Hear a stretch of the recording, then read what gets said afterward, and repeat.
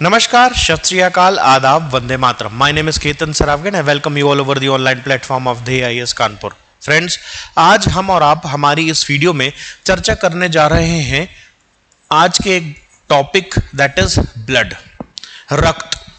आखिर ये ब्लड होता क्या है? ब्लड एक कनेक्टिव फ्लूइड टिश्यू है, याद रखना। It is a fluid connective tissue, एक संयोजी ऊतक है। यह हमारे शरीर का, मनुष्य में यदि देखा जाए तो यह हमारे शरीर का 7 से 8% होता है ऑफ वेट। हमारे वजन का लगभग 7 से 8% जो हिस्सा होता है वो हमारे शरीर में यही ब्लड बनाता है। तो चलिए देखते हैं कि आखिर यह ब्लड जो है, ये रक्त जो है, वो किन किन चीजों से मिलकर के बना हुआ होता है। तो कंपोनेंट्स ऑफ ब्लड के बारे में हम आज जानने जा रहे हैं। ध्यान से समझेंगे। यदि हम ब्लड की कंपोजिशन की बात करें तो ब्लड मुख्यतः 2 हिस्सों में विभक्त होता है। पहला होता है प्लाज्मा। पहला पार्ट है प्लाज्मिक पार्ट है, यह हो गया प्लाज्मा। जबकि दूसरा जो हिस्सा है वो है फॉर्म्ड एलिमेंट।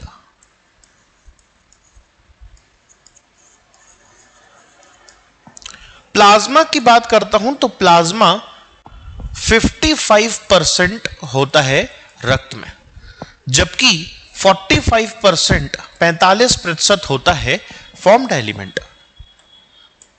इस प्लाज्मा के भीतर यदि मैं बात करूं तो प्लाज्मा के अंदर होते हैं विशेष तौर पर, यहां पर एक कुछ विशेष तरह इस पूरे प्लाज्मा को, यदि मैं 55% वाले प्लाज्मा को 100% कंसीडर कर लूं तो यहां पर याद रखें केवल 91% होता है वाटर। 91% होता है वाटर, जबकि जो अदर एलिमेंट्स हैं उनकी बात करूं तो वो हो जाते हैं लगभग 9%। समझ गए बात? कुछ और इसको राइटर्स अलग तरीके से लिखते हैं। यहां पर मैं आपको उसको और थोड़ा बता देता हूं। जैसे कि कुछ राइटर्स का कहना होता है कि ये कुछ ऐसे प्रोटीन और अदर सॉल्यूट्स के तौर पर इस तरीके से वर्गीकृत किया जा सकता है।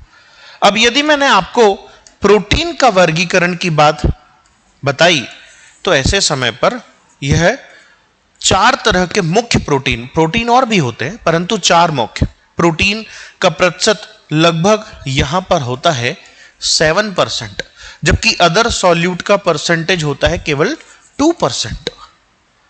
ये जो प्रोटीन है ये होते हैं एल्ब्यूमिन, ग्लोब्यूलिन, फिब्रिनोजेन और प्रोथ्रोम्बिन। कौन कौन से बोले मैंने?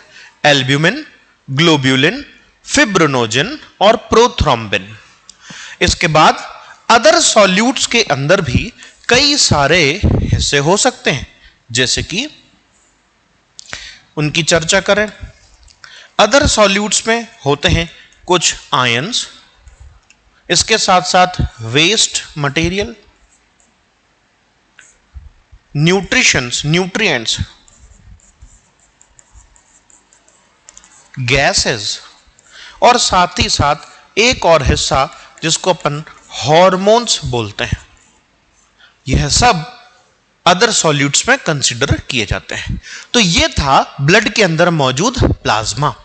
प्लाज्मा यदि मैंने इसको 100% लिया, मतलब वैसे ब्लड के अंदर होता है 55%, मगर इस 55% को भी यदि अंदर क्लासिफाई करने की कोशिश करूं तो 91% है वाटर, 7% है प्रोटीन, 2% है अदर सॉल्यूट्स। प्रोटीन की बात करूं तो 4 मुख्य, एल्ब्यूमिन, ग्लोब्यूलिन, फिब्रिनोजेन और प्रोथ्रोम्बिन। अदर सॉल्यूट्स में आयंस, वेस्ट, न्यूट्रिएंट्स, गैसेस और हार्मोन्स आ जाते हैं। बात समझ में आ गई? अब चर्चा होती है फॉर्म्ड एलिमेंट्स की। तो चलिए फॉर्म्ड एलिमेंट्स के बारे में बात कर लेते हैं। फॉर्म्ड एलिमेंट्स में मुख्यतः पाए जाते हैं तीन चीजें। क्या क्या चीजें?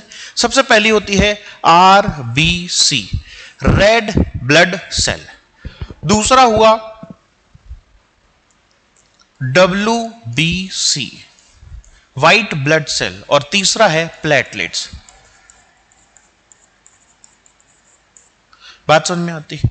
ध्यान से देखें, RBC को हम एरिथ्रोसाइट्स के नाम से जानते हैं, WBC कहलाते हैं ल्यूकोसाइट्स, जबकि वहीं पर प्लेटलेट्स जो हैं उनको अपन बोलते हैं थ्रोम्बोसाइट्स। अब इस तरीके से हम जानते हैं कि ये तीन अलग अलग क्या हैं, हिस्से होते हैं। याद रखें RBCs जो होते हैं वो ट्रांसपोर्टेशंस के लिए इस्तेमाल किए जाते हैं, ट्रांसपोर्टेशन के लिए इस्तेमाल होते हैं। WBC का मेन काम होता है इम्यून सिस्टम से डिफेंस।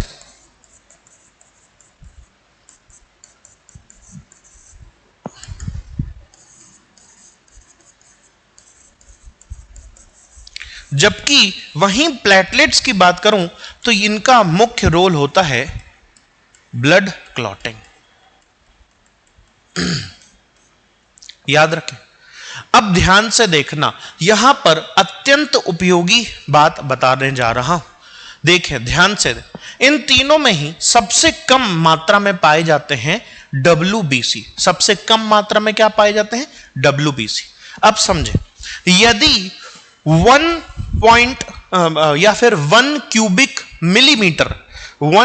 क्यूबिक मिलीमीटर लिया जाए ब्लड, 1 मिलीमीटर क्यूब यदि एक रक्त लिया जाए, तो ऐसे समय पर इनकी जो अवेलेबिलिटी होती है, इनका जो कंपोजिशन होता है वह कितना होता है, इस पर बात करते हैं। ध्यान से समझें। यदि मैं आपसे बात करूं तो यहां पर WBCs की जो एरिथ्रोसाइट्स जो होंगे, मतलब पहले RBCs की बात करते हैं, तो ये ध्यान रखना 99% हो जाते हैं। कितने बेटे? 99% के आसपास क्या मिलते हैं? एरिथ्रोसाइट्स हमको देखने को मिलते हैं। वहीं चाहे वो WBCs हो, मतलब ल्यूकोसाइट्स हो, या फिर हमारे प्लेटलेट्स हो, ये दोनों ही क्या होते हैं? काफी कम मात्रा में पाए जाते हैं। मतलब 1% से भी काफी कम मात्रा में ये पाए जाते हैं। समझ पाते बात? इनकी संख्या काफी कम हो जाती है। यदि मैं आपसे एरिथ्रोसाइट्स की बात करता हूं तो ये लगभग 4.2 से 6.2 मिलियंस के आसपास पाए जाते हैं। लगभग 40 लाख से 60 लाख के बीच में इनकी संख्या होती है। वहीं यदि मैं बात करता हूं RBCs की, तो RBCs क्या होते हैं? RBCs लगभग 5000 से 10,000 के आसपास पाए जाते हैं। कितने में? 1 mm क्यूब में। वहीं प्लेटलेट्स या थ्रोम्बोसाइट्स की बात करता हूं तो ये लगभग 2.5 लाख से लेकर के 4 लाख के आसपास पाए जाते हैं। तो इस तरीके से हमने देखा कि इनकी जो वैल्यू है, इनकी जो अवेलेबिलिटी मात्रा है, ये काफी कम है तुलनात्मक तौर पर यदि देखा जाए एरिथ्रोसाइट्स के। तो ल्यूकोसाइट्स और जो थ्रोम्बोसाइट्स हैं, प्लेटलेट्स हैं, ये काफी कम मात्रा में पाए जाते हैं। मतलब यदि देखा जाए तो it will be lower than 1%, और ये भी लोअर देन 1%। क्या मेरा मतलब समझ पाए? ठीक। तो इस तरीके से हमने आज समझा, आज जाना कि आखिर ब्लड की क्या क्या कंपोजिशन होती है, किसका क्या काम होता है। जैसे RBCs का काम मेन ट्रांसपोर्टेशन ऑफ ऑक्सीजन वगैरह है, यहां पर हीमोग्लोबिन जैसा विशिष्ट प्रोटीन पाया जाता है। WBCs में T सेल्स और B सेल्स पाए जाते हैं। इसके अंदर भी बहुत सारे अलग अलग तरह के सेल्स होते हैं, WBCs वगैरह होते हैं। इनके बारे में हम डिटेल में पढ़ेंगे मगर हमारी नेक्स्ट क्लास में। इसी के साथ साथ प्लेटलेट्स अत्यंत ज्यादा इंपॉर्टेंट होते हैं फॉर दी ब्लड क्लॉटिंग। इस तरीके से आज हमने जाना ब्लड के कंपोजिशन के बारे में। So friends, that's all for today from my side. Stay tune with ध्येय IAS। Thank you so much.